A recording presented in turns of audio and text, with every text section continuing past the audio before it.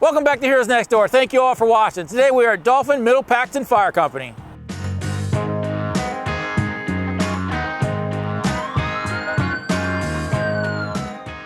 This building is divided into two sections. On one side they have the township building, on the other side is the fire company. We are currently located in Dauphin County in Pennsylvania, which is about 15 minutes north of Harrisburg, which is the capital of Pennsylvania. And they have a wide variety of calls because they have a major highway, which you can hear in the background, they have a river, and they have the Appalachian Trail. This building was completed in 2011 and they started to move in. They have roughly about 30 members. 15 of those are very active. One of those members is going to be their assistant chief, Shane, and he's the one who invited us over. So thank you for inviting us. Thanks for coming. And this is an awesome building here. Out in the engine bay or apparatus bay, what do you normally store back here? In our bays here, we have a tanker, we have an engine, we have a tack truck, UTV in the trailer, 2 boats, and a utility we store in. Okay, so you have boats. Is that what's over in the corner? Is that all for the boat? That's correct. That's all our wetsuits, dry suits, helmets, life vests that we need to respond to a water rescue. Okay. Now this building is large for the apparatus bay. How do you keep it warm? Is it floor heat? Is it radiant heat? Radiant heat. Okay. It's a radiant heat off of gas. And you know, obviously it's a warehouse kind of storage area, but you guys did something very cool by putting all your trophies up. Where do those all come from? All these are from parades, firemen's conventions that we've attended over the years from the 90s, the 80s, some of them are even back in the 70s. Okay. At the old station, we had them stored in a room. We couldn't display them down there, so when we came up here, we cleaned them up and had a perfect area to display them out here in the bays. That's an awesome way to do that. That's pretty cool. Now this is a fairly little building for a firehouse because you split it between the township and the firehouse. But Yep. you do have a crew room, you got offices, you got showers, and everything you need for a firehouse, Yep, right? that's correct. All right, let's go take a look at those. Okay. As we make our way into their crew room, do us a favor, hit subscribe, hit notifications so we can keep bringing you more. We're coming into their crew room or their day room. This is set up very nice. Shane, tell us a little bit more about this. Is this where you guys hang out and how often do you stay here? Yep, so this is our crew room. Guys come up here during the week, hang out, watch some TV, either before train or after train to wind down for the night. We come in here, hang out. When's your crew nights? Crew nights are Wednesday nights. We do our training. Okay. And usually hang out here and staff for the evening. Right, and you got the television here, you got recliners to sit back. You got a lot of pictures up here on the wall. It's a cool way to do this, where you can slide pictures in and out and keep it up to date. Anything specific up there that you like? No, I mean, these are just pictures of calls we ran over the years. We got a couple older photos of some of the old apparatus back in the day, the American LaFrance we used to own, the CF Mac. It's always good to have history up on the walls. Yep. Let those newer generation understand and give the pride of the older generation that you have here in the firehouse. Yep. So you have a very small crew room because you're not here 24/7. You're all volunteer station, We're all right? volunteer. We all go home, Okay. have families, and sleep at home. And then you blue light it to the station. That's correct. Get the trucks and head out. Yep. So, you know, just having a microwave and a fridge, something to refresh yourself with, sit down, relax after a call Yep. is a good way to do that. You don't need a big kitchen or anything like that Nope. because it's all volunteers. Yep. All right, this is pretty nice. I like the red on gray. It makes it feel firehouse. Yep. So, all right, let's take a look at the next room back here. Coming out of the crew room, we run into your radio room. What's this all about? So our radio room is a place for our guys to do our reports when we get back from a fire call. Also, guys can come in here, use computers, search the internet, make copies if they need to make copies of their certificates. One of the big things it's used for is to run command out of. If we have a natural disaster such as a tornado, a flood, we obviously have guys out in the field, but we also have guys in here that has to run command. They're out of the weather. Not the notepads, the computers aren't getting wet out there. Right, right. Now, some people call it watch rooms, some people call it radio rooms, but even a smaller firehouse like this, you have it ready to go. Yep. That's pretty cool.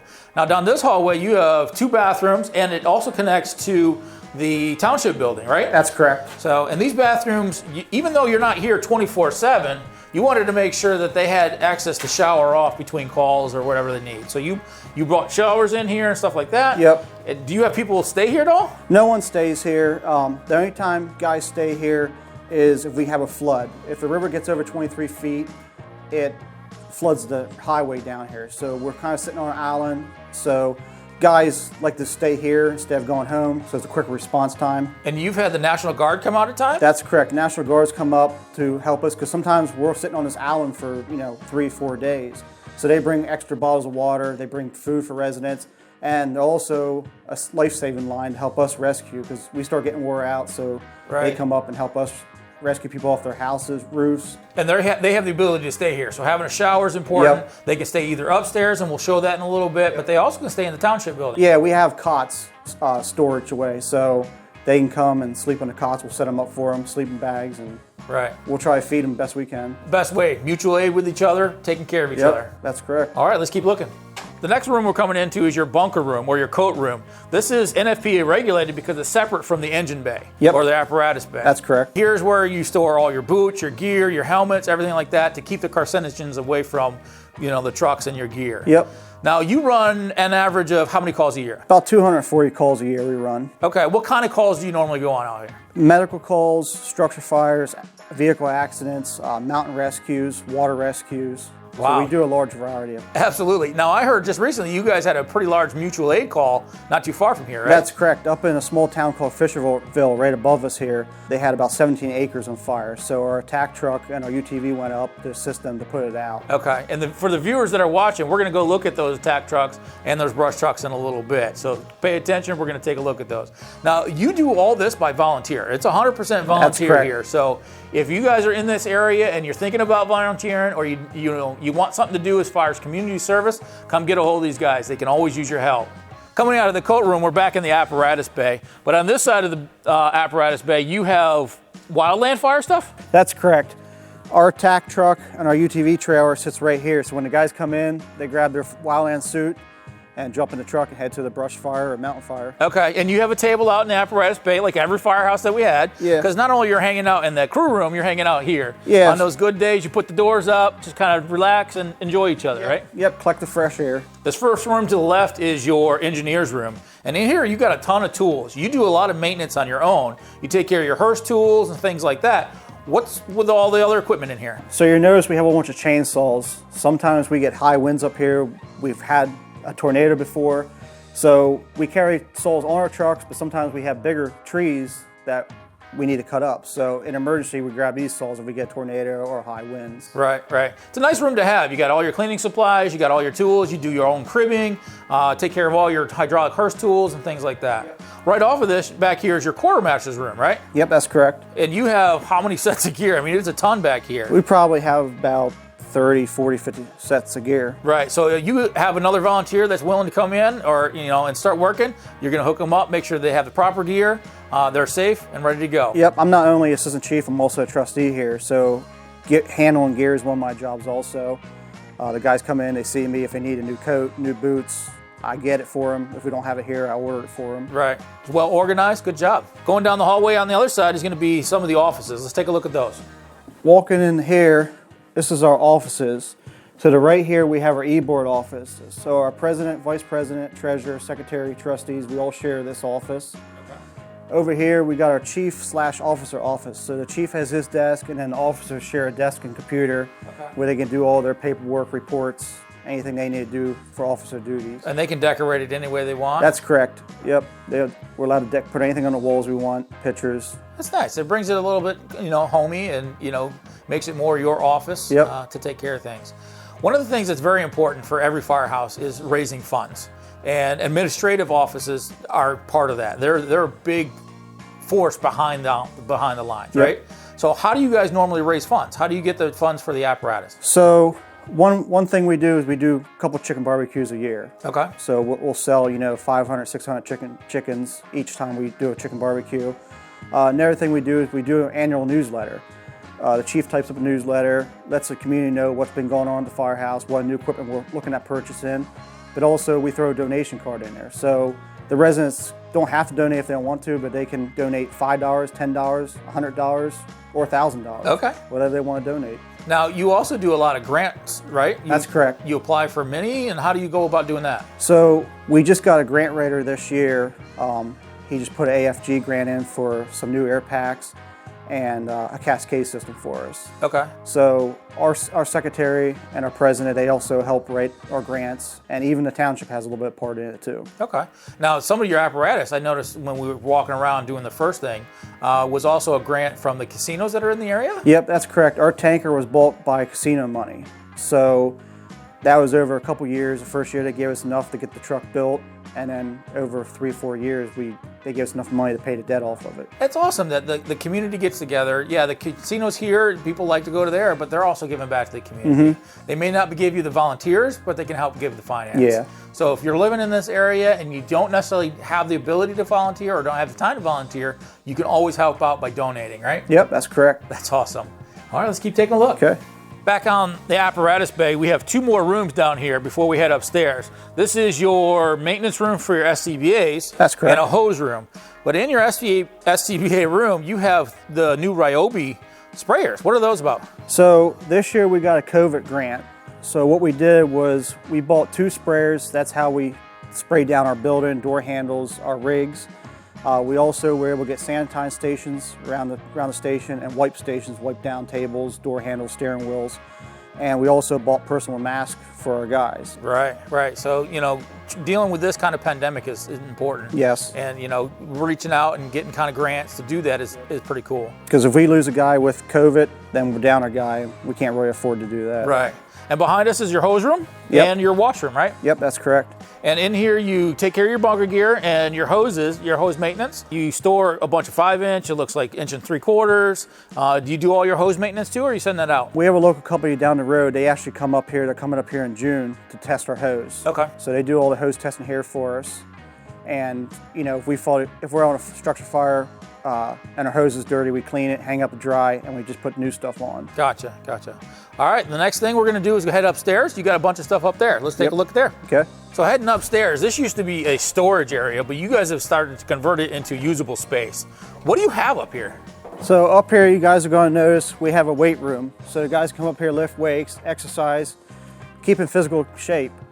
We also have a pool table. The guys can come up, shoot some pool. One other thing we have is we have all of our medical equipment up here. So extra gloves, masks, bandages, anything we might need for medical, we store up here. Right. Over here, we have our training/meeting room. So our monthly meetings we hold up here, our trains we hold up here, and we have a projector and projector screen, so we can put our slides on that. And we still have a little bit of storage also for our fundraisers. Right. Now, before the pandemic, you guys used to use the township side of the building. That's correct. But using this unused space, which is large, you were able to convert it to a place that's safe for everybody and things like that. I noticed this table. Where did this come from? So this table was donated from a mutual aid fire company in Susquehanna Township, Rescue Fire Company. They had sitting around, they weren't using it anymore. They asked us if we wanted a meeting table. We're like, yeah, absolutely. So we went down, picked it up, and brought it back here. We've been using it for a meeting table. Okay, and the decal on it? The decal was done by a local sign shop here in Harrisburg, PA, GW Signs. They did the decal on the table and the 2 decals on our door and our sign above our engine bay. Perfect, giving them a shout out. They did an awesome job on that. So you also have future plans for the building, right? Yeah, it could be 5-10 years down the road, but we're planning on putting another bay on here and a second floor on here also to have a bigger kitchen, have a better training room, and maybe even some bunks. Yeah, awesome. We appreciate it. This is a great little house. I appreciate you, letting us walk through it, but you got some pretty cool apparatus. How about we go take a look at those? Okay. Today's a very beautiful day outside, so why don't we take a look at your apparatus out here? Okay. So you have a couple things up front. Yep. What do you got? So right here we have a 2008 KME pumper. This carries 750 gallons. It's also our rescue, so we call it an engine rescue. Okay. So not only does it put out fires, but it also cuts people out of their cars and runs vehicle accidents. Okay, next to that over here we have a 2014 tanker.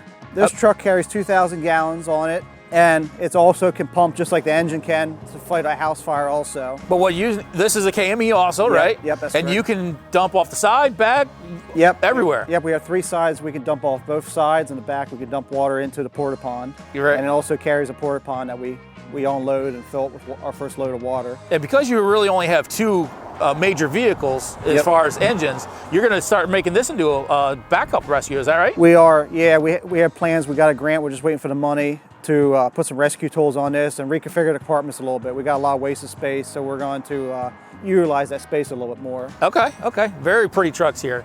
I like that it's the traditional red and white too. Yep. So you have a couple more trucks out back? Yep. Let's go take a look at those. Okay. Now, just to remind many of our viewers that you have a lot of variety of calls out here because you have the Appalachian Trail, you have the river down there, you have a freeway, you have very specialized vehicles, and this is one of them. What's this about? Yep, this is a utility truck. So we use this to tow our 2 boats and sometimes our UTV trailer, and also we use it for traffic control. Okay, and what kind of boat is this? So we have a John boat right here. This was the very first boat we ever owned. We never owned an inflatable boat at one point.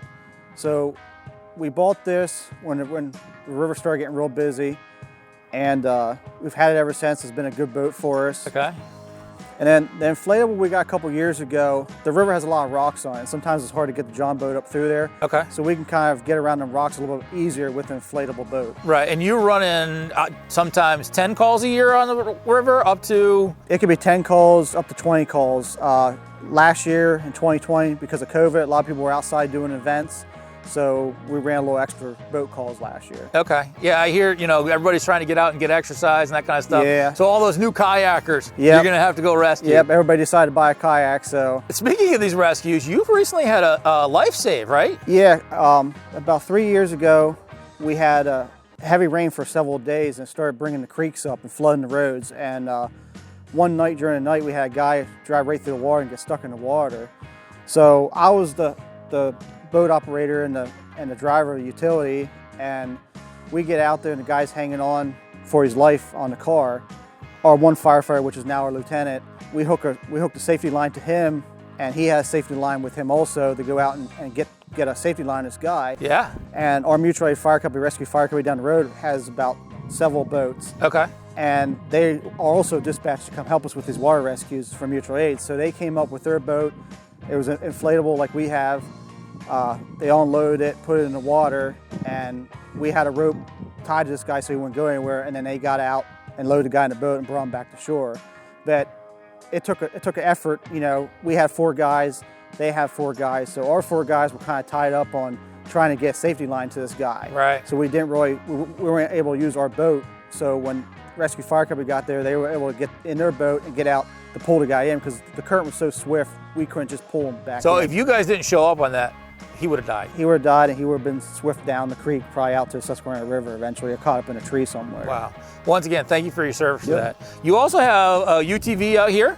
Yeah. This one's pretty unique because this is the first time I've seen it set up as a brush truck and an EMS kind of unit. Yeah, this was a work in progress. This is something we should have had years ago, but we got this about 5 years ago. Okay.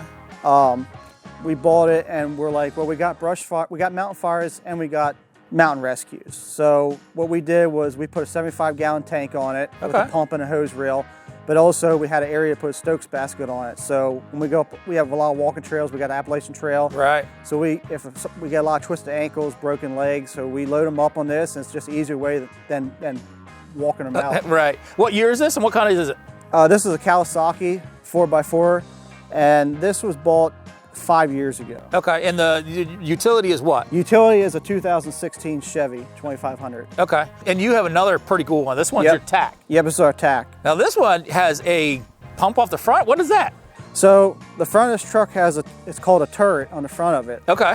So if we get a little grass fire along the highway, or if we get a field fire, we can actually pump and roll with this. So we get out, the driver gets out, fires up the pump, puts it in pump gear, and we can get inside, and we have a joystick. So we can just drive along the fire and put it out without pulling off our hose. Right, or you getting out and potentially getting into dangerous spots. You can fight it right off the truck. That's correct. That's awesome to have. You don't see that too here on the East Coast. And it's good if we ever get the field fire out, we can drive out across there, put it on fog stream, and just kind of wet everything down, make sure everything's 100% put out. Right, right. What year is this truck? This is a 2012 F550. Wow, that's a big vehicle too. Yeah. So, and how big is the tank on the back? So this has a 400-gallon tank on it. Okay.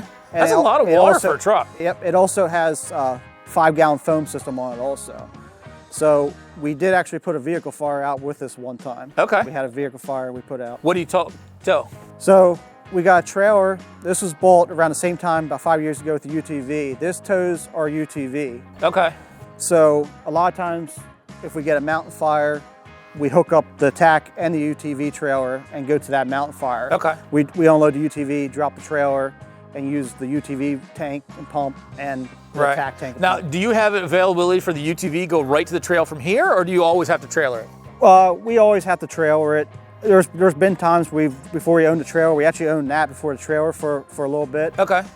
So the trailer came in. So a couple times we actually drove it up the mountain and stuff like that, up the hard road to get to a rescue around the area. Okay. Yeah. Okay. Is there any vehicle that you wish you had up here that you don't currently have? The only thing we're looking for in the future is they are planning on putting a big development in, 3-story places. So, you know, we're not a truck company, we're an engine company. So we don't want a tower truck, but we're looking at maybe down the road getting like a Quint, like just a ladder truck to get up, be the first one there, rescue someone that's hanging out a window. Sure. And stuff. Okay, yeah, that's one thing that's definitely needed. Yeah. Now, I also noticed, you know, we were driving around before I got here, you don't have a whole lot of hydrants. You have... No. You have to tank it most of the time. Yeah, the borough has all the hydrants in it. There's a couple here around the firehouse and stuff, but as far as you get out the township, there's no hydrants. So we're either drafting out of a creek, a pond, the river, or sometimes we have a fill site set up at a hydrant, and we have 5, 6, 8 tankers coming. Okay. To dump water in the porta tank. So mutual aid is very important up here. It's very important up here. Yes. Right. Wow, these are some really nice vehicles you have, our apparatus.